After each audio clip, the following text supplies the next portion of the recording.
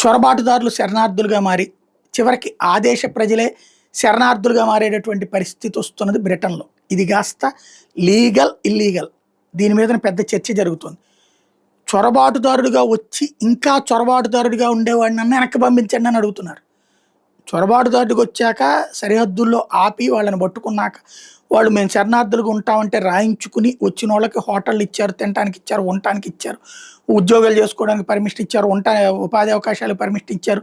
వాళ్ళ కోసమని ప్రత్యేక హౌసింగ్ స్కీములు నడుస్తున్నాయి, వాళ్ళకి చదువుకోవడానికి ఉచితంగా విద్య నడుస్తుంది. ఇదంతా నచ్చినటువంటి ఇంగ్లాండ్ ప్రజలు ఉన్నారు. ఇదంతా ఒక ఎత్తు.